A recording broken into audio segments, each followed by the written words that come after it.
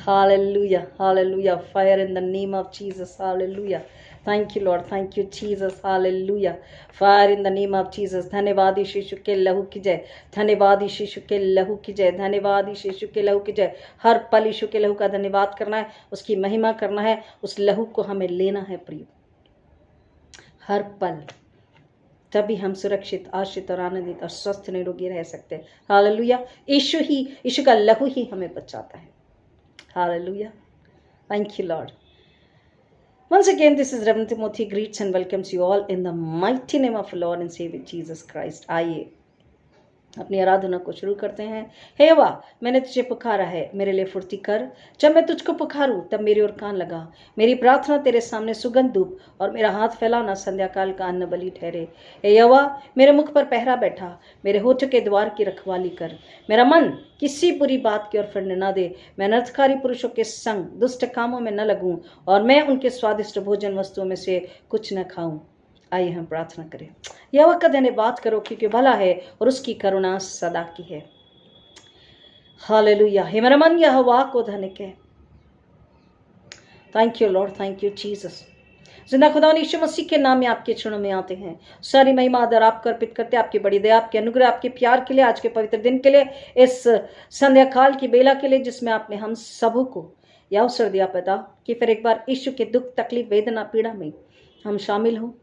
हम उसकी भूख को, प्यास को समझ सके, उसकी वजह को समझ सके और अपने आप को हम यीशु के लहू में धो करके सच्चे उपवास, सच्चे पश्चाताप के साथ अपने खुदावंद को प्रसन्न करें, पवित्र आत्मा को प्रसन्न करें, पवित्र आत्मा की अगुवाई में उपवास, प्रार्थना, पश्चाताप करें, ताकि हम हमारे अंदर का एक दाग यीशु के नाम में निकल सके, शैतान हार जाए। हम घराने, कलीसियां परमेश्वर की महिमा के लिए फल लाने वाले हो, ताकि जब हम उपवास और प्रार्थना इस वर्ष में करें तो हमारे पड़ोस से महामारी, शैतान और अंधकार की ताकतें हमेशा के लिए दूर हो जाए। जिंदा खुदावन, यही आपसे प्रार्थना विनंती करते, जाने अनजाने मन कर्म विचारों से हुए गलती, गुनाह, अपराधों को पिता क्षमा कीजिए। यीशु के नाम में हम पे दया कीजिए और क्षमा कीजिए और आत्मा और सच्चाई से जिंदा खुदावन सच्चे उपवास और प्रार्थना पश्चाताप के लिए हम सबों की पवित्र आत्मा के जरिए अगुवाई कीजिए। यीशु का लहू लेते पिता इस जगह के चारों ओर, इस जगह पर पवित्र आत्मा के हाथों में समर्पित होते हैं। पवित्र आत्मा पर अगुवाई दीजिए। मेरे होठों को अग्नि से छूकर अपने शब्द दीजिए, अपनी बुद्धि दीजिए, अपनी समझ को दीजिए। सुनने वालों को आत्मा के कान और आत्मिक भूख से भर दीजिए। और पिता, बरगलाने वाला, भरमाने वाला वो दुष्ट, उसकी चाल को, उसकी उस कूटनीति को यीशु के नाम में बाइंड करते जिंदा खुदावन, और हर एक आत्मिक कानों को, हर एक आत्मिक बुद्धि को हम स्पर्श करते यीशु के नाम में, कि वो आत्मा के कानों से सुने, समझे, स्वीकारे और जिंदा खुदावन अपने आप को, अपने घराने को बचाएं। आपकी महिमा हो ऐसा होने दीजिए। सारी महिमा आपको अर्पित करते, उद्धार करता प्रभु यीशु मसीह के नाम में मांगते हैं पिता, सुनिए, दया से ग्रहण कीजिए। आमीन। हालेलुया। Thank you Lord. राख बुध ऐश वेडनेसडे, इसके नाम में ही अर्थ है कि हम जो परमेश्वर के जो लोग हैं, परमेश्वर का वचन हमें बताता है कि हर एक बात का पृथ्वी पर एक समय है। जितने मौसम हैं उसका समय है और उसका एक महत्व है, उसका एक अर्थ है, उसकी एक वजह है। अपनी जीवन में भी हमारे लिए जो समय आता है उसका एक अर्थ होता है, उसका एक महत्व होता है। आनंद करने का समय भी, विलाप करने का समय भी, ये बाइबल बताती है। और आज का जो समय है, ये 40 दिन का जो समय हमें मिलता है, ये राख बुध का जो दिन हमें मिला हुआ है, ये शाम जो हमें मिल रही है उसकी आराधना करने के लिए, यहाँ पर परमेश्वर हमसे क्या चाहते हैं। राख का क्या मायना है? राख का मायना है शून्य, जीरो, नथिंग, जिसका कोई अस्तित्व नहीं। राख, पुराने समय में लोग जब पश्चाताप करते अपने पापों के लिए तो टाट ओढ़ते और राख मलते। राख मतलब हमारा कोई अस्तित्व नहीं, अपने आप को नम्र बनाना। परमेश्वर सामर्थ्य और परमेश्वर केवल तू और केवल तेरी सामर्थ। हम परमेश्वर के आगे नश्वर है और हम नम्र और दीन होकर तेरे पास में आते। राख का मायना शून्य, खाली, कुछ भी नहीं, नश्वर और नम्रता, पश्चाताप, हमारे अंदर के सच्चे पश्चाताप को, ग्लानि को, विलाप को वह दर्शाता है। और जब हम परमेश्वर के सामने सच्चे पश्चाताप के साथ में आते हैं तो प्रिय, वचन हमें बताता है कि मत्ती रचित सुसमाचार में अगर 6वें अध्याय में हम पढ़ते हैं, यीशु मसीह ने अपने चेलों को बताया कि प्रार्थना किस तरीके से करें और उपवास किस तरीके से करें। उपवास जब तक हमें ये बात न पता हो, हम अपने आप को याद न दिला दे, न समझा दे कि yes I am a guilty person, yes I am a Sinner, मैंने गलती की है, मैंने पाप किया है। अपने आप को ये बताना, अपने आप को कन्विंस कराना, अपने आप में जान लेना, मान लेना, ये जरूरी है। और जब जान लिया, मान लिया, तो उसको अपने अंदर से निकाल कर हमेशा हमेशा के लिए फेंक देना, दूर कर देना है। तो कैसे? पश्चाताप के जरिए वो होता है। उपवास में हमारी आत्मा परमेश्वर के साथ संगति करती है। When we fast here, we feast there. यहां पर हम जब अपने आप को भूखा प्यासा रखते हैं तो हमारी आत्मा पवित्र आत्मा के साथ, परमेश्वर के साथ संगति करती है और वहां पर वो उत्तम पदार्थों से तृप्त होती है। उपवास केवल रोटी छोड़कर ही नहीं होता है, लेकिन एक्चुअली उपवास का मायना है अपनी जुबान को, अपनी आंखों को, अपने कानों को, अपने शरीर, अपने आत्मा को, अपनी बुद्धि, सोच समझ को, अपने पैसों को, अपने मोबाइल को, अपने घर को, अपने रिश्तों को, हर चीज को परखना, जांचना और उसका उपवास करना। अपने अंदर से संसार शरीर को, बुराई को निकाल देना। बुराई के लिए, पाप के लिए, अधर्म के लिए, लालसाओं के लिए उपवास करना। क्रोध आता है, लालच है, स्वार्थ है, उसका उपवास करना। अब शब्द हमेशा बोलते हैं, उसका उपवास करना। घमंड है, उसके लिए उपवास करना। उपवास में हम परमेश्वर को जब प्रसन्न करते हैं अपने पापों से मुंह फेर करके, तो परमेश्वर हमें भरता है स्वर्गीय सामर्थ्य से, सुपरनैचुरल पावर। उपवास हमारा जो है वो जरूरी है कि वो उत्तर को लेकर आए, रिजल्ट को लेकर आए। Result oriented fasting and repenting must be there. वो अगर उत्तर को लेकर नहीं आ रही है, यीशु मसीह ने भी उपवास किया। क्यों? परमेश्वर की सामर्थ्य से वो भर करके उस कड़वे प्याले को पीने के लिए तैयार होता है। Jesus has given us same mission.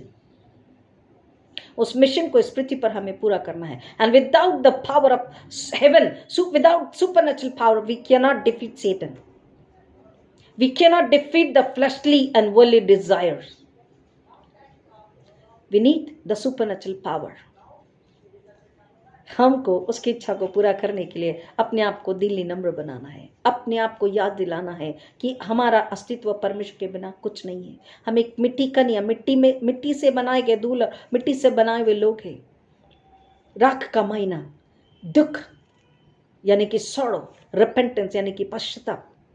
और जब हम परमेश्वर की निकटता में आते हैं तो प्रियो, जैसे यीशु मसीह ने 6वें मैथ्यू 6:6-18 में बोला है कि हमको किस तरीके का उपवास करना है, कि जब तुम उपवास रखो तो अपने चेहरे पर ग्लानि मत रखो, लोगों को बताओ मत और चेहरा दुख से भरा मत रखो, but go and gate fresh, put oil.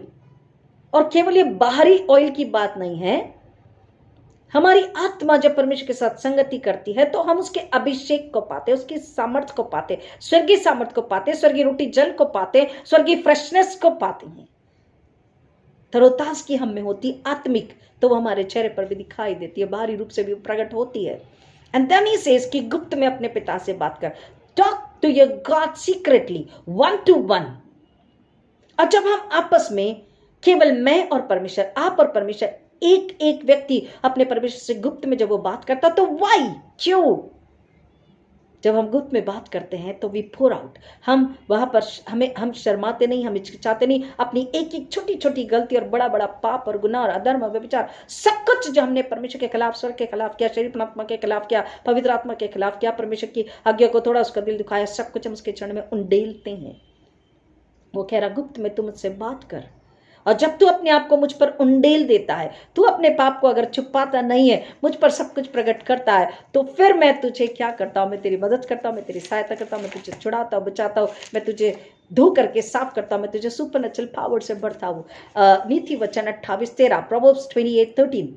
जो अपने अपराध छिपा रखता है उसका कार्य सफल नहीं होता, परंतु जो उनको मान लेता है और छोड़ भी देता है उस पर दया की जाएगी। अपने पापों को मान लेना है, उसको छुपा करके नहीं रखना है। अपने पाप मान लेना, परमेश्वर के सामने प्रकट कर लेना है। तो जब हम गुप्त में उसके पास आ रहे हैं प्रियो, तो जल्दी से हम आपको बताना चाहेंगे कि 5 या 6 चीजों को हमें देखना जरूरी है। सबसे पहले हम उसका धन्यवाद करें, सारी आशों के लिए, सारी बरकतों के लिए, सुरक्षाओं के लिए, मुआफी के लिए, हमारे हमारे हर एक जरूरतों को पूरा करने के लिए। और पिछले दिनों में इस बड़ी तकलीफ से खुदा ने बचा, हर छोटी छोटी आशीष के लिए हम उसका धन्यवाद करें। उसके बाद हम अपने आप को जांचें और परखें, अपने आप के अंदर में रिवाइव जिसे कहते हैं, अपने आप को जांचें कि इस पिछले वर्ष में अब तक, आज के दिन तक, मानसिक रूप से, भौतिक रूप से मेरा कितना विकास हुआ, मैंने कितनी अच्छी बातों को जाना, मैंने कितनी अच्छी बातों को सीखा, मैंने कितनी अच्छी बातों के लिए, अच्छे कामों के लिए, अच्छी सोच के लिए अपने आप को समर्पित किया। क्या मेरे अंदर अब भी पुराना है जो मुझे वापस से कमजोर, लाचार और पापी और अधूरा और असफल ही बना के रख रहा है? क्या मेरे अंदर अब भी वही बुराई है, अब भी वही संसार का है जो मुझे अच्छाई से रोक रहा है, परमेश्वर की पवित्रता से उसके पास आने से रोक रहा है? क्या मैंने परमेश्वर के वचन को पढ़कर, समझकर दूसरों को उस तक पहुंचाने की कोशिश की? तीसरा, हमें अपने शरीर की ओर ध्यान देना है, क्योंकि हमारा शरीर हमें स्वस्थ रखना है, निरोगी रखना है, खुश और आनंदित रखना है, पवित्र, पाक, साफ रखना है, क्योंकि ये खुदा के लिए बहुत जरूरी है। ये शरीर खुदा का है, यीशु मसीह का है, वो सिर है और ये मंदिर है, और इस मंदिर को हमें पवित्र, शुद्ध और हेल्दी एंड वेल्दी बना करके रखना है। वेल्दी संसारिक नहीं, आर्थिक नहीं, स्वर्ग का। और अगर हमारा शरीर स्वस्थ है, परमेश्वर उसे इस्तेमाल करता है। अगर हमारा शरीर शुद्ध और पवित्र है, पवित्र आत्मा उसे इस्तेमाल करता है, उसमें रह करके अपनी महिमा कराता है। प्रियो, अगर हमने अपने शरीरों पर ध्यान नहीं दिया है, हमारे bad habits, eating habits, sleeping habits, reading habits, mobile habits, whatever the habits are, अगर वो गलत है तो हमको उसके लिए खुदा से माफी मांगनी है, क्योंकि जहां गलत है वहां शैतान जरूर हमला करता है और वो हमारे समय को चुरा लेता है। प्रियो, हमारे शरीरों का हमें ध्यान रखना है। अगर हमने, if we have offended God by any misdoings, we need to say Lord sorry.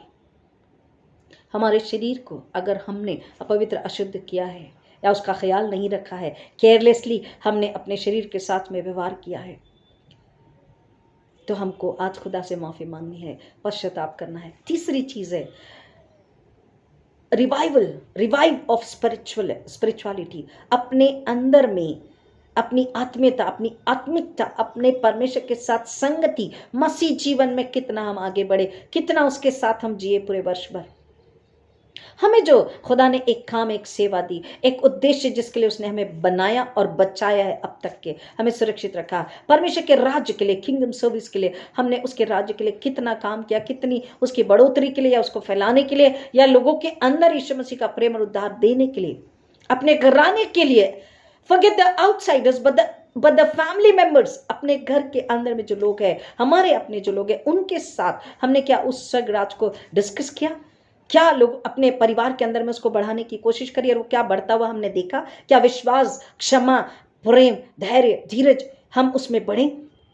हमारा विश्वास, हमने हमारी विनम्रता, हमारा जो सहनशीलता है, परमेश्वर की संगति में रह करके बढ़ी? क्या हमने परमेश्वर ने जिस तरीके से हमें डिजाइन किया है और उसने हमें समय दिया है, परमेश्वर हमारे समय को डिजाइन करता है, तो क्या हम उसके अनुसार चले? क्योंकि अगर हम उस पवित्र बाइबल के अनुसार अपने समय को, सुबह, दोपहर, शाम, रात, अगर हमने उसके अनुसार उसके चरण में संगति आकर के नहीं करी, वचन प्रार्थना में अगर हम नहीं रहे, उसके साथ नहीं रहे, तो एनिमी बैठा हुआ है हमें बरगलाने के लिए, हमारे समय को, हमारे शरीर को नाश करने के लिए। देन पांचवी चीज है हमारा फाइनेंस, आर्थिक बातें। हमने किस तरह से, कहां पर अपने आर्थिक आशीषों को व्यर्थ में लुटा दिया, खर्च किया, या हमने उसको परमेश्वर की महिमा के लिए, सच्चाई के लिए, अच्छाई के लिए, पवित्रता के लिए, प्रेम के लिए, जरूरतमंदों के लिए। How we have analysed, how we have utilised, how we have bifurcated. हमने किस तरह से परमेश्वर की इस आशीष को जो आर्थिक रूप से परमेश्वर ने हमें दिया, क्या केवल शरीर के लिए, क्या केवल पेट के लिए, क्या केवल अपने फैशंस के लिए, क्या केवल अपनी इच्छाओं के लिए, क्या केवल संसार से कॉम्पीट करने के लिए या लोगों के साथ स्टैंडर्ड को मेंटेन करने के लिए हमने व्यर्थ में पैसा गंवा दिया है? क्या हमने परमेश्वर के चरणों में आकर के बहुत कंजूसी करी है और हमने देखा कि हमें जांचना है कि हमारे मॉर्निंग और आफ्टरनून और नाइट के हमारी मेज पर, खाने की मेज पर हमारा नाश्ता, हमारा खाना, हमारा लंच और डिनर में कितना था, मीन्स कितना खर्च हमने किया, और परमेश्वर के चरणों में हमने कितना समर्पित किया, सुसमाचार प्रचार के लिए हमने कितना समर्पित किया। वचन कहता है जो थोड़ा बोता है वही थोड़ा पाता है, वो थोड़ा ही काटेगा। और जो बहुतायत से lavishly and bountifully if you sow then you reap lavishly and bountifully। अगर आप थोड़ा कंजूसी के साथ बोएंगे तो उतना ही पाएंगे, लेकिन आप उदारता और बहुतायत से बोएंगे तो उतना पाएंगे। धन्यवाद के साथ वचन भी कहता है कि परमेश्वर के लिए, परमेश्वर की महिमा के लिए अगर तुमने आत्मा और सच्चाई से किया है तो तुम उतना जरूर पाओगे। एंड देन रिलेशनशिप, हमारे रिश्तों को घर में, परिवार में, समाज में, पड़ोस में, कलीसिया में, जॉब पर, बिजनेस में, जहां भी हम लोगों से मिलते हैं, मानव से मिलते हैं, हमें रिवाइव करना है हमारा रिश्ता सबसे पहले परमेश्वर के साथ और फिर मनुष्य के साथ। कैसा था, खुद के साथ भी कैसा रहा इस पूरे वर्ष भर में, क्या उसमें बदलाव आया? क्या हमने religiously, spiritually, humbly, purely, faithfully, honestly, lovingly, forgivingly उस रिश्ते को हमने निभाया है? परमेश्वर के साथ पवित्रता और सच्चाई का रिश्ता, विश्वास, प्रार्थना का रिश्ता, लोगों के साथ क्षमा, दया, करुणा, सच्चाई का रिश्ता, उन्हें समझाने, सिखाने, उन्हें सच्चाई के मार्ग पर लाने का रिश्ता। और क्या हमने अब तक अगर किसी को माफ नहीं किया तो इस वर्ष भर में हमने माफ किया या नहीं किया? अगर नहीं तो अभी करना है। कैसा था लोगों के साथ हमारा रिश्ता और परमेश्वर के साथ रिश्ता? अगर हर जगह ना ना ना मिल रहा है तो हमें परमेश्वर से इस घड़ी माफी मांगनी है, पवित्र आत्मा से माफी मांगनी है। क्योंकि वचन कहता है मरकुस 2:21-22 में कि नए कपड़े पर पुराने कपड़े का पैबंद नहीं लगाया जाता और नई मशकों में पुराना और पुरानी मशकों में नया दाखरस नहीं भर सकते हैं, क्योंकि वो क्या होगा, उसे नुकसान दे देगा। वो या तो पूरा ही पुराना चाहिए या तो पूरा ही नया चाहिए, अन्यथा वो किसी काम का नहीं।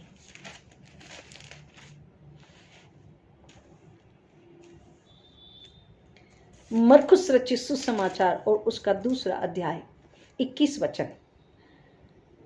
कोरे कपड़े का पैबंद पुराने वस्त्र पर कोई नहीं लगाता, मार्क 2:21। नहीं तो वह पैबंद उसमें से कुछ खींच लेगा, अर्थात नया पुराने से, और वो पहले से अधिक फट जाएगा। नए दाखरस को पुरानी मशकों में कोई नहीं रखता, नहीं तो दाखरस मशकों को फाड़ देगा और दाखरस और मशकें दोनों नष्ट हो जाएगी, परंतु नया दाखरस नई मशकों में भरा जाता है। अगर आज भी पूरा नहीं है, सच्चा पश्चाताप करके उसके पास नहीं आ रहे हैं, तो नया सुपरनैचुरल पावर जिसे हम कहते हैं, पवित्र आत्मा का अभिषेक जिसे कहते हैं, परमेश्वर की इच्छा जिसे हम कहते हैं, वो सब कुछ नया हमें परमेश्वर नहीं दे पाएगा। परमेश्वर देना चाहता है लेकिन वो नहीं दे पाएगा, क्योंकि हमने अपने आप को रिवाइव नहीं किया, हमने अपने आप को धोया नहीं, हमने अपने आप को पश्चाताप के जरिए नया नहीं बनाना, अपने आप को परमेश्वर के पवित्र आत्मा को पाने के योग्य नहीं बनाया है। सच्चा पश्चाताप वो होता है जो आज के बाद कभी नहीं, हमारी आखिरी सांस तक, जिस गिल्ट के लिए, जिस गलती के लिए, जिस अपराध अदन के लिए, जिस गुनाह के लिए, व्यभिचार के लिए, मूर्ति पूजा के लिए, अनाज्ञाकारिता के लिए आज हम पश्चाताप कर रहे हैं, वो गुनाह, वो गलती, अधर्म, अपराध, बुराई, पाप, व्यभिचार, मूर्ति पूजा, वो कुछ भी, अनाज्ञाकारिता, वो सब कुछ हमें कभी भी उसके लिए हमें दोबारा पश्चाताप न करना पड़े। वो है सच्चा पश्चाताप, once and for ever and for ever and for ever, हमेशा हमेशा के लिए। सच्चा पश्चाताप बिना दिखावे का, बिना कुड़कुड़ाहट का, बिना बताया हुआ, केवल खुदा उसे जानता है कि ये सच्चा है या नहीं, वैसा सच्चा पश्चाताप। और इसलिए प्रभु यीशु मसीह ने, चेले जब उसके पास आए कि बोले यीशु मसीह, मत्ती रचित सुसमाचार 17 और 21, मैथ्यू 17:21 कि यीशु मसीह क्या बात है कि हम उस बच्चे में से दुष्ट आत्मा क्यों नहीं निकाल सके? तो यीशु मसीह ने जवाब क्या दिया कि हे अटिल जिद्दी जाति लोगों, हे अल्प विश्वासी। वहां पर वचन कह रहा, ये जाति बिना उपवास और प्रार्थना के नहीं निकलती, ये जाति बिना उपवास और प्रार्थना के नहीं निकलती। उपवास, हमें उपवास से क्या फायदा है? We are receiving, we are filled by the supernatural power and the anointing of the Holy Spirit and the fire of the Holy Spirit and the will of God and the bread and wine of God through Jesus Christ by the Holy Spirit. Every moment when we walk in His presence, then सच्चा पश्चाताप हमें परमेश्वर के करीब लेकर के आ रहा है, क्योंकि यीशु मसीह ने एक मिशन हमें देकर के गया। उस मिशन को पूरा हम अपने आप से, अपनी बुद्धि, अपनी ताकत से नहीं कर सकते हैं, जब तक हमें सुपरनैचुरल पावर ना हो, जब तक पवित्र आत्मा हमारे अंदर ना हो। और इसलिए हमें वचन बताता है पुराने नियम में जोएल नबी की किताब को जब हम पढ़ते हैं, और जकरयाह और मलाकी में भी वही बात हमें पढ़ने के लिए मिलती है, यशायाह में भी हमें वही बात पढ़ने के लिए मिलती है कि सच्चा उपवास क्या है। जकरयाह झूठे उपवास की बदसरना करता है कि तुम जो उपवास करते हो वो झूठा उपवास है, स्वार्थी उपवास है, दिखावटी उपवास है, ऑल फेक एंड शोई, कुछ भी सच्चाई उसमें नहीं है। हमको परमेश्वर का वचन बताता है कि हमारा उपवास कैसा होना चाहिए। सच्चा उपवास अगर है तो परमेश्वर उससे प्रसन्न होता है। जोएल 1:13 ऑनवर्ड्स, योएल हिंदी में उसे कहते हैं 1 और 13, उससे आगे, हे आज को कटी में टाट बात कर छाती पीट पीट के रो, हे वेदी के टहलुओ हाय हाय करो, हे मेरे परमेश्वर के टहलुओ आओ, टाट ओढ़े हुए रात बिताओ, क्योंकि तुम्हारे परमेश्वर के भवन में अन्न बलि और अर्ध अब नहीं आते। अभी हमने आपको बताया 6 चीजों को रिवाइव करना है। परमेश्वर के भवन में अन्न बलि नहीं है, धन्यवाद नहीं है। परमेश्वर आज देखिए, अभी और समय, कुछ समय बाद ऐसा आने वाला है, यूसुफ के समय का जो अकाल था वो हमें आज के विषय में इंडिकेट करता है। जब अकाल होगा पृथ्वी पर तो केवल चर्च होंगे, मसीह होंगे जो उस अकाल में लोगों की मदद कर रहे होंगे। Only the church will be the saver and giver. Amen. Hallelujah. लेकिन आज परिस्थिति क्या है चर्च में? जरूरतमंदों के लिए क्या हमारे पास उतना है? क्योंकि हम देते ही नहीं हमारे दसवांश को, तो आएगा कहां से? ये बात कड़वी जरूर है, लेकिन वचन कह रहा है पहले तो हमारी उपस्थिति, तन मन धन बुद्धि प्राणात्मा से प्यार कर, हमारा समर्पण, और हमारा समर्पण का मतलब है जो कुछ हमारे पास है, I and what belongs to me, whatever which belongs to me, it comes from God. हे परमेश्वर के टहलुओ आओ, टाट ओढ़े रात बिताओ, क्योंकि तुम्हारे परमेश्वर के भवन में अन्न बलि और अर्ध अब नहीं रहा। उपवास का दिन ठहराओ, महासभा का प्रचार करो, पुरनियों को वरन देश के सब रहने वालों को भी अपने परमेश्वर यहोवा के भवन में इकट्ठा करके उसकी दुहाई दो। चाहे राजा हो, चाहे प्रजा हो, छोटा हो, बड़ा हो, जवान हो, बच्चा हो, बुजुर्ग हो, एवरीबॉडी। उपवास का दिन क्यों? क्योंकि वहां तुम्हें पश्चाताप करना है, परमेश्वर को प्रसन्न करना है। उस महासभा का प्रचार करो और हर एक परमेश्वर के चरण में आकर के क्या करे? पश्चाताप करे, उसका धन्यवाद करे और अपने आप को जांचे परखे, पश्चाताप करे और उससे दया की याचना करे। उस दिन के कारण हाय, क्योंकि यहोवा का दिन निकट है, वह सर्वशक्तिमान की ओर से सत्यानाश का दिन होकर आएगा। क्या भोजन वस्तुएं हमारे देखते नष्ट नहीं हुई? क्या हमारे परमेश्वर के भवन का आनंद और मगन जाता नहीं रहा? और वहीं पर इमीडिएटली दूसरे अध्याय में वो 12वें वचन में बोलता है, तो भी यहोवा की यह वाणी है, अभी भी सुनो, उपवास के साथ रोते पीटते अपने वस्त्र नहीं वरन अपने मन ही को फाड़ कर। हमने आपसे पहले कहा कि केवल रोटी त्यागना ही उपवास का मतलब नहीं होता, आत्मिक रूप से उपवास करना है। जो बुराई, जो पाप, जो अधर्म, जो शरीर संसार की लालसा है, स्वभाव है, शब्द है, बोल है, एक्सप्रेशंस है, talking, walking, eating, sleeping, whatever is dirty and filthy, fleshly and worldly, we need to throw it out. We need to take it out in fast and repentance, through fast and repentance. सब कुछ संसार का शरीर का हमें निकाल के अलग कर देना है। परमेश्वर का वचन कह रहा है, अपने वस्त्र को नहीं, अपने मन ही को फाड़ कर अपने परमेश्वर यहोवा की ओर फिरो, क्योंकि वह अनुग्रहकारी, दयालु, विलंब से क्रोध करने वाला, अति करुणा निधान और दुख देकर पछताने वाला है। क्या जाने वह फिर कर पछताए और ऐसी आशीष दे जिससे तुम्हारे परमेश्वर यहोवा का अन्न बलि और अर्घ दिया जाए। सिय्योन में नरसिंगा फूको, उपवास का दिन ठहराओ, महासभा का प्रचार करो, लोगों को इकट्ठा करो, सभा को पवित्र करो, पुरनियों को बुला लो, बच्चों और दूध पीओं को भी इकट्ठा करो, दूल्हा अपनी कोठरी से और दुल्हन भी अपने कमरे में से निकल आए। याजक जो टहलुए हैं, याजक जो यहोवा के टहले हुए हैं, वे आंगन और वेदी के बीच में रो रो कर कहे, हे यहोवा, अपनी प्रजा पर तरस खा और अपने निज भाग की नामधराई न होने दे, न जाति जाति उसकी उपमा देने पाए, जाति जाति के लोग आपस में क्यों कहने पाए कि उनका परमेश्वर कहा रहा। और एक और वचन को हम पढ़ते हैं, उसी को समझने के लिए मलाकी की किताब, उसका पहला अध्याय, मलाकी 1 चैप्टर 6 वर्स। पुत्र पिता का और दास स्वामी का आदर करता है। यदि मैं पिता हूं तो मेरा आदर कहां रहा? अगर परमेश्वर, यीशु मसीह ने हमें प्रार्थना करना सिखाया है, हमारे पिता तू जो स्वर्ग में है, परमेश्वर the creator God is a father, heavenly father, अगर वो हमारा पिता है तो उसका आदर हम क्यों नहीं करते? और अगर हम आदर करते ये कहते हैं जुबान से, तो हमारे कार्यों में, विचारों में, हमारी आराधना में, हमारे एक्ट में वो दिखता क्यों नहीं है? यदि मैं पिता हूं तो मेरा आदर कहां है? और यदि मैं स्वामी हूं तो मेरा भय मानना कहाँ है? दास अपने स्वामी का भय मानता है, तो तुम तो मेरा भय नहीं मानते। सेनाओं का यहोवा तुम याजकों से भी और जो मेरे नाम का अपमान करते हो यही बात पूछता है, परंतु तुम पूछते हो हमने किस बात में तेरे नाम का अपमान किया? हम खुदा से पूछते हमने कब किया, क्यों किया, कैसे किया, कहां किया, बता प्रभु। तुम मेरी वेदी पर अशुद्ध भोजन चढ़ाते हो, तो अभी तुम पूछते हो हम किस बात में तुझे अशुद्ध ठहराते हैं? तुम मेरी वेदी पर अशुद्ध भोजन चढ़ाते हो। उस वक्त ऑफरिंग चढ़ाई जाती थी, आज आप कहेंगे हम तो पशु बलि नहीं चढ़ाते, तो हमारे धन्यवाद अशुद्ध है या शुद्ध है? हमारी स्थिति आराधना, हमारी वहां उपस्थिति, हमारा बैठना, हमारा उपवास प्रार्थना शुद्ध है या अशुद्ध है? हमको खुद को पता है। हमारा खुद का समर्पण शुद्ध है या अशुद्ध है, हमें खुद पता है। ये वचन के अनुसार हम अपने आप को जांचें।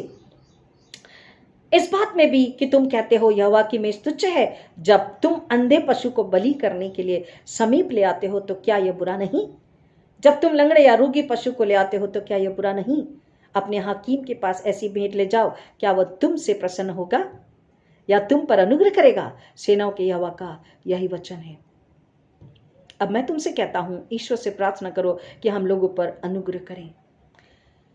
पवित्र बाइबल हमें बता रही है कि मनुष्य को, इसलिए जकराया में वचन बता रहा है कि वो परमेश्वर उनके झूठे उपवास की बदसरना कर रहा है, कि वो किस तरीके से झूठा उपवास करते हैं और वो परमेश्वर का दिल दुखाते हैं, परमेश्वर को अपमानित करते हैं और अपने पर परमेश्वर का क्रोध लेकर के आते हैं।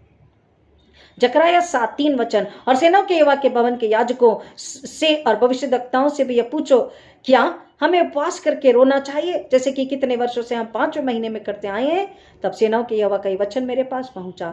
अब जब सब साधारण लोगों से और याजकों से कहे कि जब तुम इन 70 वर्षों के बीच 5वें और 7वें महीने में उपवास और विलाप करते थे, तब क्या तुम सचमुच मेरे लिए उपवास करते थे? जब तुम खाते पीते हो तो क्या तुम अपने लिए नहीं खाते और क्या अपने ही लिए नहीं पीते? क्या यही वचन नहीं है जो यहोवा पूर्व काल के भविष्यद्वक्ता के द्वारा उस समय पुकार कर कहता रहा, जब यरूशलेम अपने चारों ओर के नगरों समेत चैन से बसा हुआ था और दक्षिण देश और नीचे का देश भी बसा हुआ था? झूठा उपवास, दिखावा, परमेश्वर का अपमान, अनाज्ञाकारिता, इन सबको परमेश्वर स्पष्ट शब्दों में हमारे सामने रख रहा, हमें बता रहा है कि कहां हम गलत है, कहां हम चूक गए हैं, कहां हमने परमेश्वर का दिल दिखाया है और हमें क्या करना है। परमेश्वर का वचन अगर हम नए नियम में पढ़ते हैं तो हमको ये बात प्रेरितों के काम में पढ़ने के लिए मिलती है। अगर हम पुराने नियम में और भी अधिक पढ़ना चाहते हैं, कई सारे वचन है। अय्यूब कहता है कि मैंने तेरे सुसमाचार को सुना था, परंतु अब मेरी आंखें तुझे देखती है, इसलिए मुझे अपने ऊपर घृणा आती है और मैं धूल में और राख में पश्चाताप करता हूं। जोब 42:5-6। वो क्यों कह रहा कि मैंने जब तुझे देख लिया, जांच लिया, जान लिया, परख लिया आत्मा से। अब तक सिर्फ सुना था शारीरिक कानों से। जब हम उसे आत्मा के कानों से सुनते, समझते, देखते, अनुभव लेते, महसूस करते, जब हम आत्मा से, सच्चाई से उसके पास आते, तब हम जान पाते वो कितना अति पवित्र, अति धर्मी, सच्चा, प्रेमी, क्षमाशील, न्यायी परमेश्वर है, धीरजवंत परमेश्वर है, अति पवित्र। Is a holy holy holy mighty God.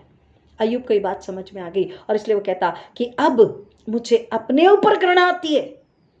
सच्चा उपवास, सच्चा पश्चाताप हमें बताता है हमें कितनी घिनौनियत है, हमें कितनी गंदगी है, हमें कितना पाप है, हम कितने अछूते हैं। और जब हम ये जान लेते हैं तो अय्यूब की नहीं, हम भी ये कह सकते हैं कि हाँ, मुझ पर मेरे पापों की वजह से, मेरी गलती, अधर्म, अपराध की मुझे भी मुझ पर घृणा आती है। लेकिन जब मैं, वो कह रहा, मैं धूल और राख में पश्चाताप करता हूं। प्रियो, पुराने समय में पुराने नियम हमें बताता है कि वो लोग राख और धूल में और टाट ओढ़कर पश्चाताप करते थे। लेकिन मनुष्य, क्या ऐसा हो सकता है कि मनुष्य कभी पाप ना करे और उसे कभी पश्चाताप ना करना पड़े? I mean, this is the actual question and this is the actual answer of that fasting and praying. Just think, क्या ऐसा हो सकता है कि उस मनुष्य को, मुझको और आपको कभी विलाप ना करना पड़े, कभी पश्चाताप ना करना पड़े? हाँ, ऐसा हो सकता है, क्योंकि हम पाप ही नहीं करेंगे तो हमें विलाप क्यों करना होगा? और पाप कैसे नहीं करेंगे? जब यीशु हमारे अंदर होगा, और जब यीशु हमारे अंदर होगा तो क्या होगा? पाप, बुराई, अधर्म, शरीर की लालसा, संसार की बातें हमें होंगी नहीं। और ये काम यहोवा परमेश्वर हमारे लिए कर चुका है। आइए बताते हैं। यशाया 61, आइजिया 61, 3rd वर्स। यशाया 61:3। और सियोन के विलाप करने वालों के सिर पर की राख दूर करके सुंदर पगड़ी बांध दूं, कि उनका विलाप दूर करके हर्ष का तेल लगाऊं, और उनकी उदासी हटाकर यश का ओढ़ना उड़ाऊं, जिससे वे धर्म के बांज वृक्ष यहोवा के लगाए हुए कहलाए। आमेन, हालेलुया। और जिससे उसकी महिमा प्रकट हो। Isn't it beautiful? This is the promise, and we all are standing on the promises of God.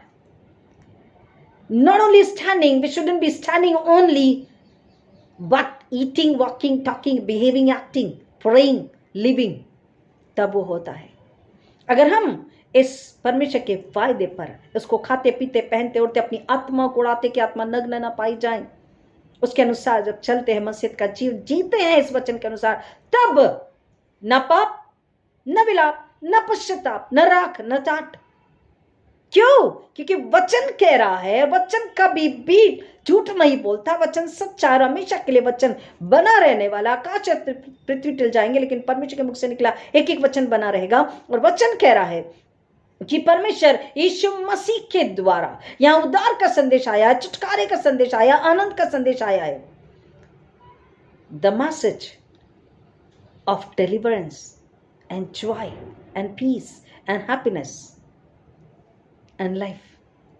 यहां पे वचन कह रहा है कि परमेश्वर यीशु मसीह को भेज रहे हैं कि सब विलाप करने वाले, चाहे मृत्यु की वजह से, पाप की वजह से, अधर्म की वजह से, सताव और तनाव की वजह से, किसी भी वजह से मनुष्य विलाप में है, तो उसको अब विलाप करने की जरूरत नहीं होगी, क्योंकि उसके ऊपर से, उसके अंदर बाहर से परमेश्वर विलाप को, दुख को, तकलीफ को, वेदना को दूर करेगा और उसके सिर पर की राख को दूर करके उसे सुंदर पगड़ी बांध देगा, और उसको, उसका विलाप दूर करके उसे हर्ष का तेल, the oil of happiness,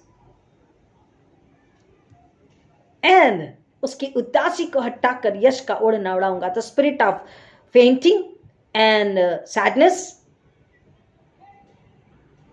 slandering, उसका मतलब होता है मैं उदासी को हटाकर यश का ओढ़ना उड़ाऊं, जिससे वे धर्म के बांध वृक्ष यहोवा के लगाए हुए कहलाए, जिससे उसकी महिमा प्रकट हो।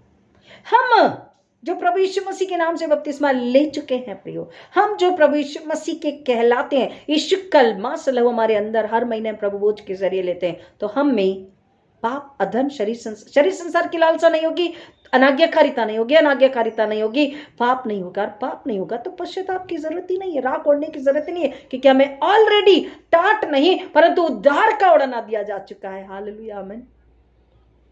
हमें ऑलरेडी उद्धार का ओढ़ना दिया जा चुका है, हर्ष का ओढ़ना वस्त्र दिया जा चुका है, राख को परमेश्वर हमारे ऊपर से दूर कर चुका है, और सुंदर पगड़ी हमें आनंद का, उद्धार का, जीवन का और बहुतायत के जीवन का परमेश्वर ने वस्त्र दिया है। यहां पे अगर हम उसको आगे और पढ़ते हैं उसी अध्याय में, आयशा 61, 10-11 को, यशाया 61:10-11 को, मैं यहोवा के कारण अति आनंदित होऊंगा, मेरा प्राण परमेश्वर के कारण मगन रहेगा, क्योंकि उसने मुझे उद्धार के वस्त्र पहनाए और धर्म की चादर ऐसे उड़ा दी जैसे दूल्हा फूलों की माला से अपने आप को सजाता और दुल्हन अपने गहनों से अपना श्रृंगार करती है।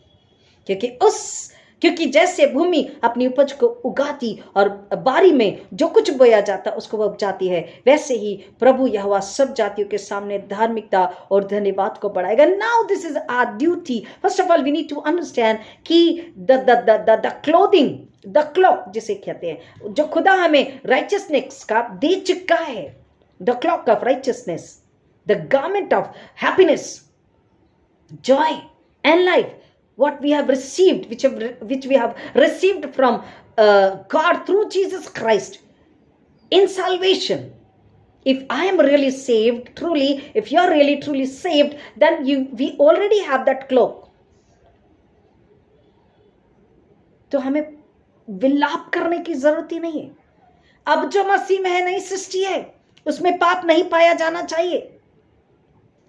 बिलीव मी, उसमें पाप नहीं पाया जाना चाहिए।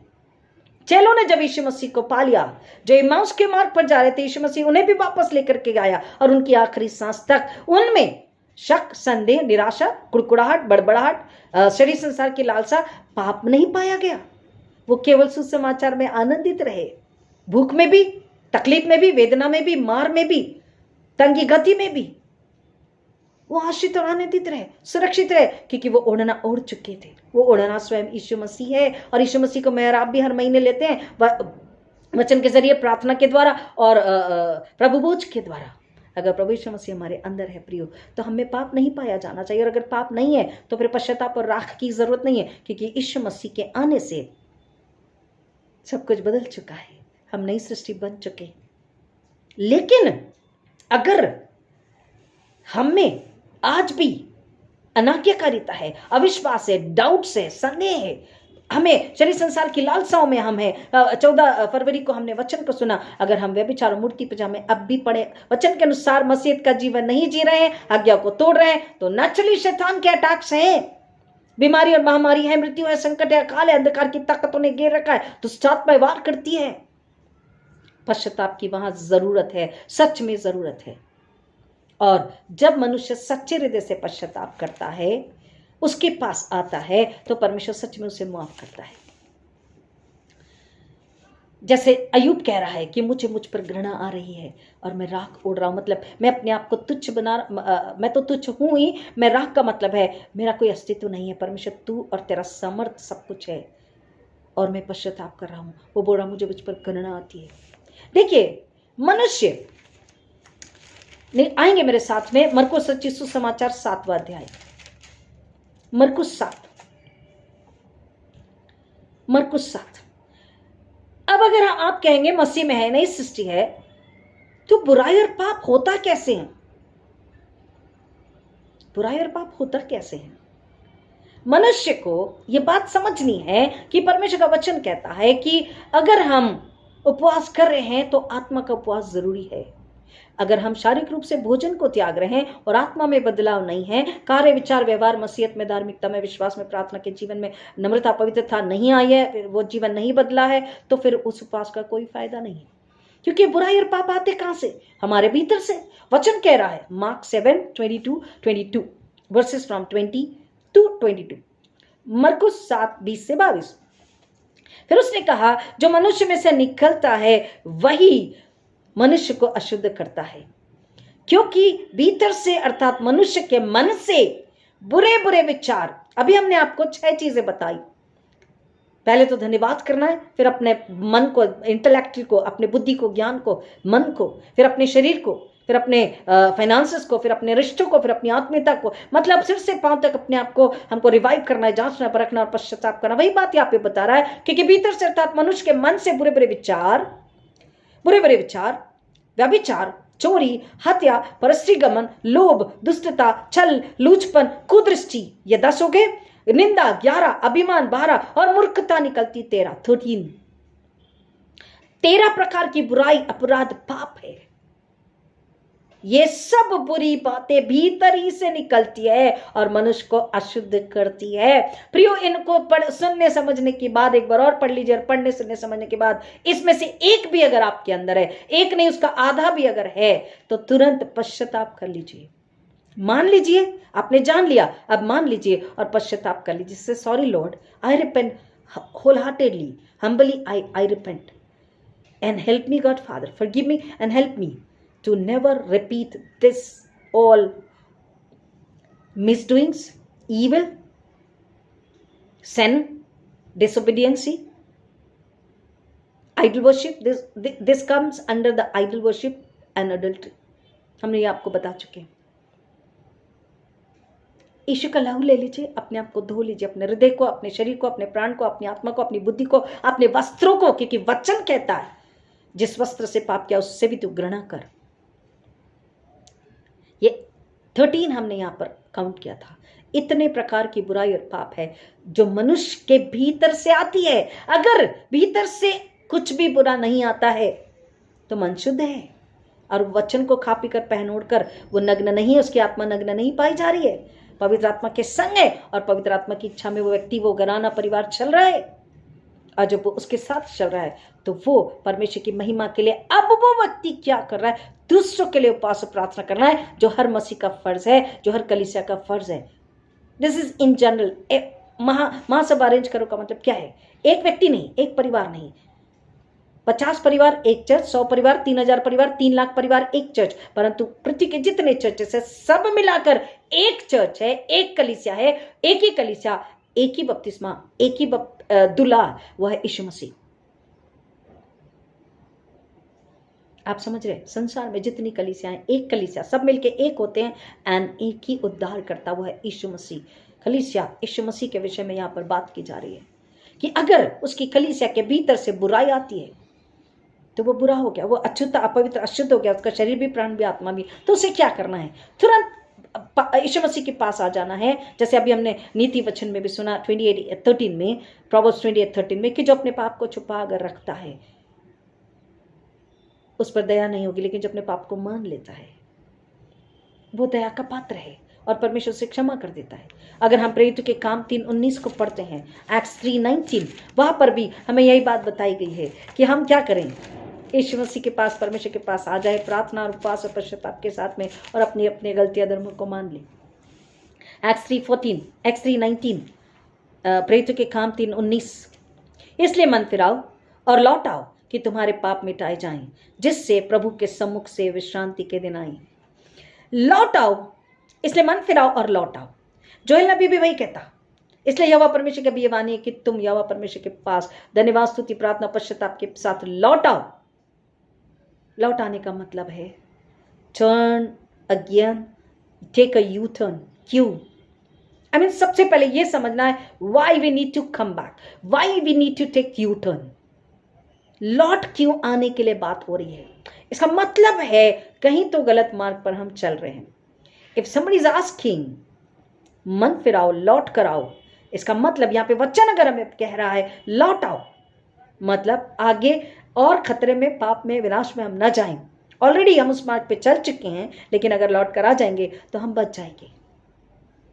शरीर संसार के मार्ग पर, पाप के मार्ग पर, जहां पर शत्रु शैतान वो ताकता ही रहता है, और जो कमजोर है उसको शैतान तुरंत पकड़ लेता है। जिसके अंदर शरीर संसार की लालसा है, शैतान उसे ट्रैप ऑलरेडी कर चुका है। Believe me, there are many for whom I am praying, there are many.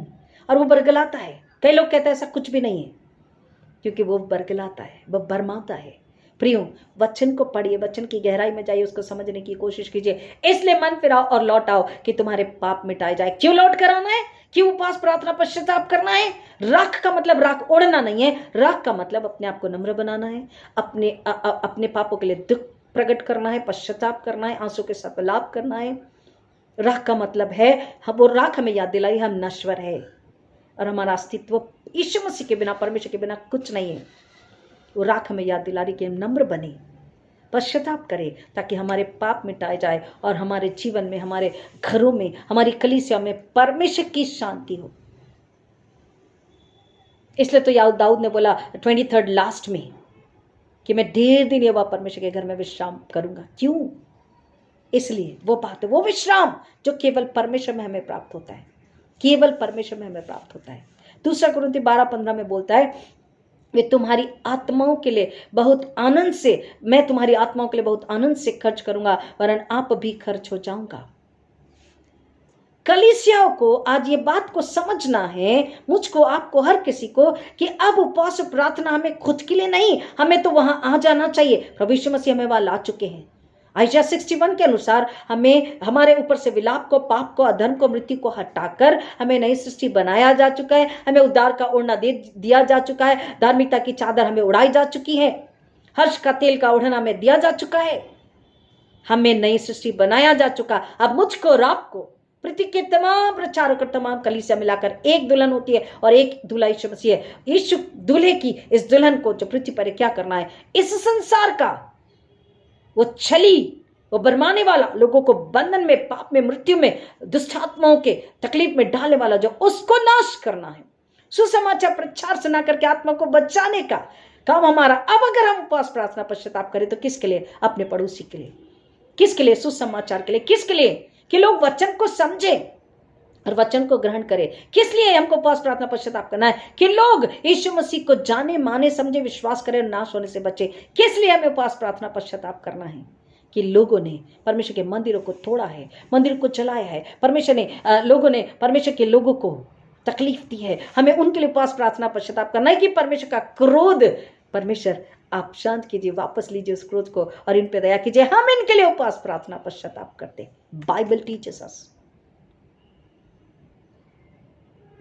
जब हम अब उसके पास आते हैं, यीशु मसीह ने जैसे हमें सिखाया है कि हम गुप्त रूप में उसके पास आए, उससे बात करें। जब हम गुप्त रूप में उसके पास आकर उससे बात करते हैं तो वचन हमें बताता है, वचन हमारी मदद करता है कि हम अपने हृदय को उंडेलते हैं। छोटी से छोटी गलती, बड़े से बड़े गुनाह को हम उसके पास अंगीकार कर लेते हैं, मान लेते हैं और सच्चा पश्चाताप करते हैं। तो तुरंत परमेश्वर यीशु के लिए हमें धोता है, हमें माफ़ करता है, हमें नया मन, नया आत्मा, नई बुद्धि, नई सोच, नया समझ, सब कुछ नया बना देता है।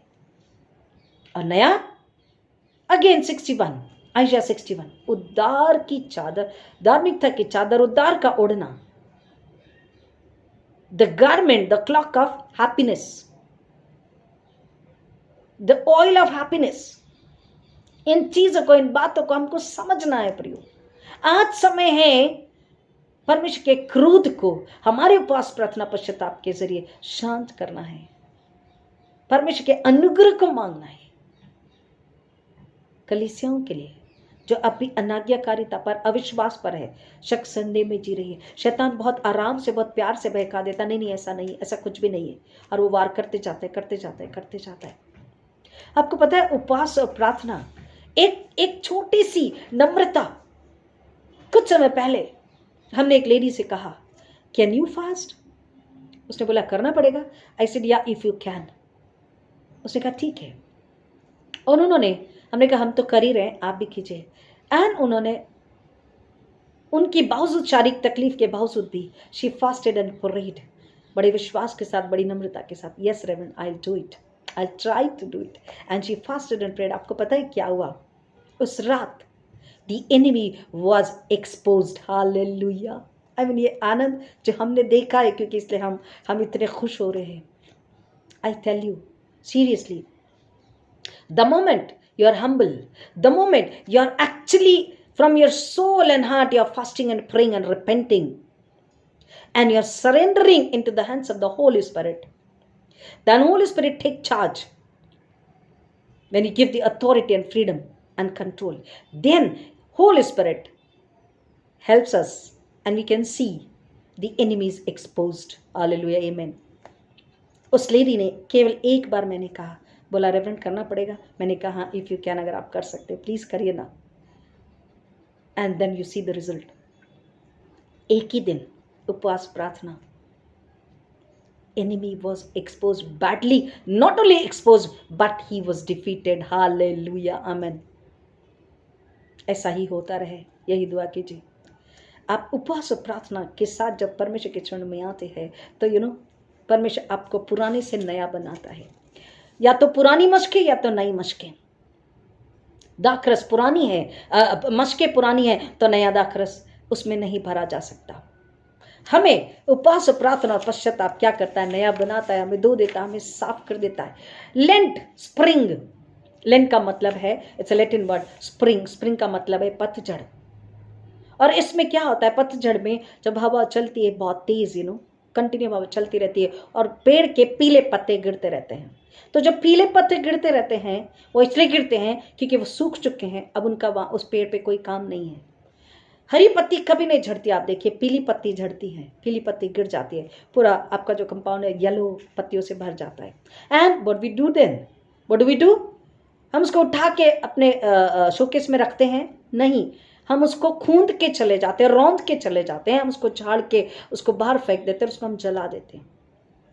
अपनी आत्मा को झांकिए। जितने पीले पत्ते हैं बुराई के, पाप के, अधर्म के, गुस्से के, बदले के, निराशा के, अविश्वास के, परमेश्वर पे क्रोध के, मनुष्य पे क्रोध के, बदले के, अविश्वास के, संसारिक लालसाओं के, धन की लालसाओं के, dreaming about money and money and money, that's a curse. Spending unnecessarily, displeasing the Holi spirit. अगर आज्ञाओं को नहीं मान रहे हैं तो जो अनाज्ञाकारिता, गुस्सा, बैर, बदला, ये सारी जो शरीर संसारिक पाप और अधर्म और अपराध और अनाज्ञाकारिता का जो हमारे अंदर में पीली पत्तियां हैं, जो स्वभाव है, उसको हम क्या करें? उपवास, प्रार्थना, पश्चाताप में यीशु के चरण में रख दें। अपने आप को नम्र बनाए। राख ओढ़ने का मतलब है नम्र बनाना। अपने आप को नम्र बनाए, शून्य करें, खाली करें, सच्चा पश्चाताप करें और यीशु मसीह से बोले, अपने लहू से मुझे धो ले, मुझे नया बना दे। और जब हम नयापन चाहते हैं तो परमेश्वर क्या करता है? हमें नई सामर्थ से, अपनी पवित्र आत्मा की सामर्थ से, नई बुद्धि ज्ञान से, समझ से हमें भरता है और फिर हमें दूसरों के लिए उपवास, प्रार्थना, पश्चाताप करने के लिए अपने हाथों में, पवित्र आत्मा के हाथों में उपयोगी पात्र बनाता है। Then we become a useful and humble and holy and pure vessel in the hands of the Holi Spirit. वो हमारी अपवित्रता, अशुद्धता को धोने के लिए तैयार है अगर हम सच्चे पश्चाताप के साथ उसके पास आए हैं। तो मसीह के साथ नया रिश्ता, मसीह में नया हो जाना, पवित्र आत्मा के हाथों में समर्पित हो जाना। प्रियो, आज यीशु के दुख, तकलीफ, वेदना, पीड़ा, भूख, प्यास, अपमान, उसकी परीक्षाएं, उसकी यातना, उन सबको हम केवल याद ना करें परंतु उसमें शामिल हो जाएं, उसको महसूस करें। और यीशु मसीह के उपवास के बाद वचन कहता है कि शैतान यीशु की परीक्षा लेने आता है।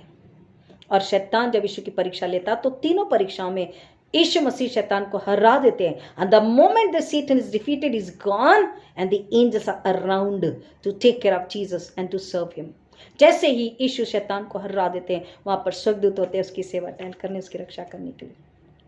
प्रियो, हमारा मिशन, अगर आप किसी मिशन को, किसी आत्मा को, एक परिवार को, एक ही आत्मा को बचाने के लिए अपने सामने में एक उद्देश्य को रखा हुआ है, तो दिस इज द टाइम।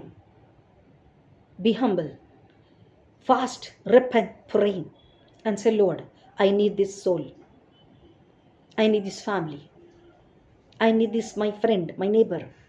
इस आत्मा को मुझे बचाना है, मुझे सामर्थ्य से भर दे। The supernatural power, the supernatural wisdom, the supernatural understanding, the supernatural peace, the supernatural love,